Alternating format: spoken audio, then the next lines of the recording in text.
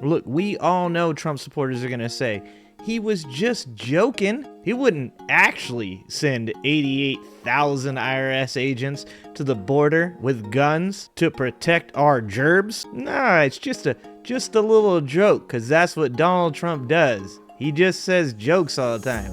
Nothing he says, he means, right? You know, guys, sometimes it's hard to keep up with all the crazy stuff that Donald Trump says. And I'm pretty sure he does that on purpose, because the more crazy things that he says, the less you pay attention to all the crazy things he does. But recently, a video came out and was published by Fox News talking about Donald Trump's impromptu stop in Las Vegas, where he decided to throw yet another rally for some reason. This guy just likes to rally. It's just what he does. Forget work, let's golf and do rallies all the time. But during this rally he threw in Las Vegas, impromptu, he decided to discuss a little bit about what he's going to do with the alleged 88,000 IRS agents that supposedly Democrats hired. Anyways, I want you guys to take a look at this video. We're going to watch a little bit of this, and we're going to discuss a little bit of what he says after this, too. Day one, I immediately halted the hiring of any new IRS agents. You know, they hired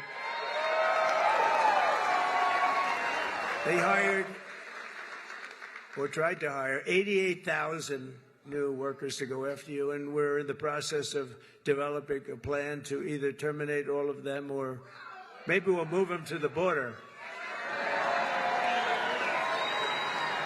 I think we're going to move them to the border.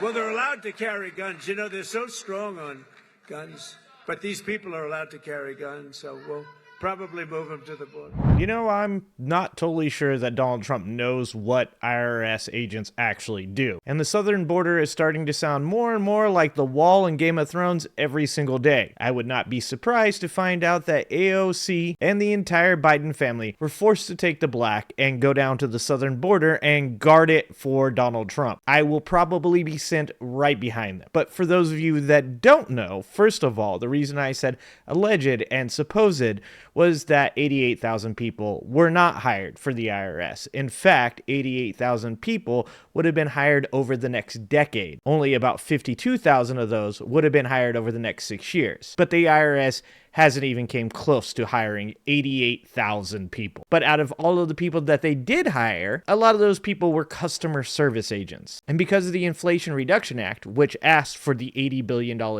that was going to be set aside for the IRS, these are the things that it did accomplish. It attained an 87% level of service, defined as the relative success rate of taxpayers calling the toll-free line for assistance, a stark turnaround from 15.5%. It received about 137 million individual tax returns and issued more than 85.9 million refunds, totaling more than $236 billion, with an average individual refund of $2,753. Over 96% of these individuals' returns were filed electronically. Answered over 16 million calls, with 7 million being answered by IRS assisters and approximately 8 million being answered through automation. Wait times to speak with a customer service representative fell to 3 minutes on average compared to 28 minutes in 2022. It served approximately 572,000 taxpayers face-to-face in the taxpayer assistance centers.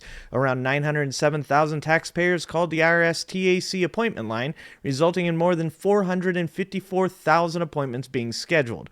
Approximately 452,000 taxpayers had their issues resolved without having to make an appointment. Since the enactment of the IRA, the IRS has opened or reopened 54 TACs. So yes, even though I do actually agree that the border could use these people, because administration is one of the biggest deficiencies on the border, getting people into the country and getting them through the citizenship process effectively. I don't know if these people will do real well with a gun down there policing the border. But let's not forget the real reason that Donald Trump and Republicans want to cut the $80 billion from the Inflation Reduction Act out.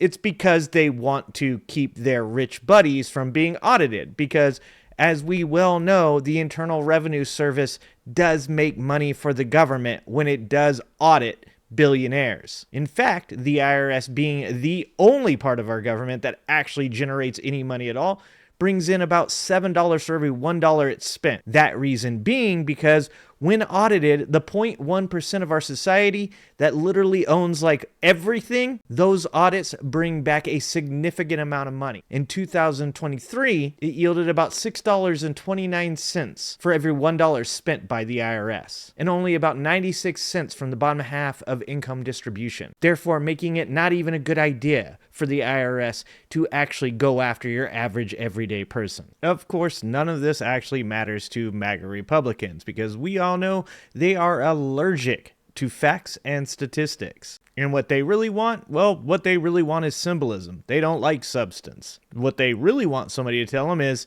they're going to abolish the income tax because these people are aggressively gullible. Remember when he said that?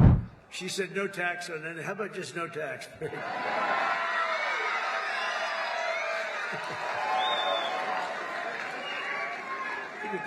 Little bit sheepish right there. Yeah, it turns out people do remember some of the stuff that Donald Trump says on the Republican side, especially when it comes to abolishing the income tax. That little chuckle at the end with the, haha, we could do that, was amazing. So you tell me, which one's a joke? Which one isn't? Are we sending IRS agents to the border? Are we going to abolish the income tax? Since MAGA Republicans are translators of Donald Trump's bullshit, maybe they can help everybody out here and they can tell us which one of these things he's joking about and which ones he's not. And if he is actually going to abolish the income tax, are we really going to do the tariff thing? You know, if the tariffs work out like I think, a thing like that could happen if you want to know the truth.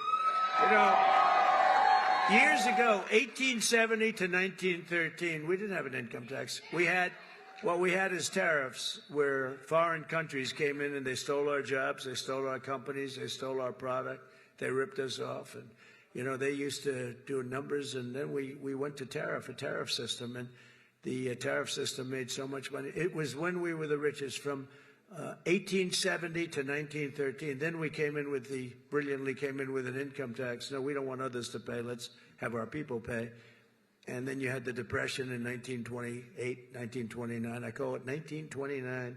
That was a bad time, but, you know, you didn't have tariffs, and you had tariffs that ended in 1913. Calling 1929 a bad time might be the understatement of the century. And I have news for Donald Trump. We did have tariffs in 1929.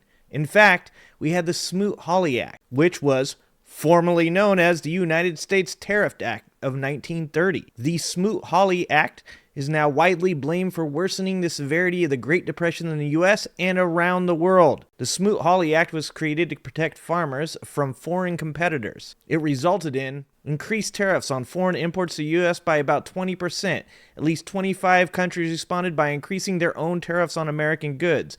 Global trade plummeted, contributing to the ill effects of the Great Depression. Prior to signing the act, more than 1,000 economists urged President Hoover to veto it. And thank God we had Franklin Roosevelt to clean that shit up afterwards. The global reaction to the Smoot-Hawley Act actually led to some of the reasons that we entered into World War II, as one notable loser in the trade wars was Germany, which was already struggling to repay war reparations to the US and other nations that emerged victorious from the war. Yeah, thanks tariffs, you gave us Hitler. So maybe, just maybe, the tariffs between 1870 and 1913 existed in a world that was mildly different than, let's say, the world in 1929, and definitely a lot different than the world that exists today in 2025 in a global economy. But once again, I'm just using way too many words for MAGA Republicans. Look, we all know Trump supporters are going to say, he was just joking. He wouldn't actually send 88,000 IRS agents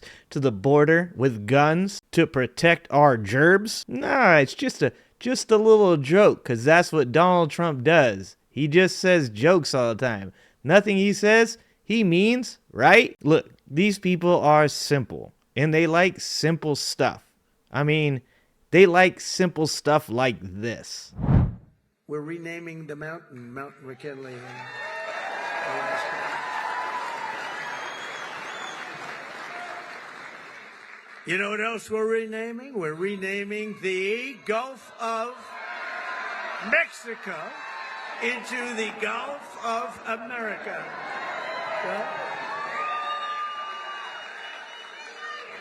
And Mexico, actually, they were thrilled when they heard. They said, that's nice. I don't think that that's what Mexico said. Does it really matter to Trump supporters? I don't think it does. They're simple people, and they like simple concepts of plans. All right, well, anyways, you guys tell me. You guys tell me whether or not it's just a jokey joke, or do you think Donald Trump would actually be dumb enough to send the IRS agents down to the border? I think it's a possibility. I 100% can't be sure that Donald Trump wouldn't just redesignate the IRS agents to the border. Anyways, leave your comments in the comment section. Don't forget to like, subscribe, share the video. And remember, I love you guys.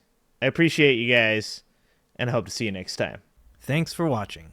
If you like this video, please like and subscribe and hit that notification bell. And check out that video on the screen now.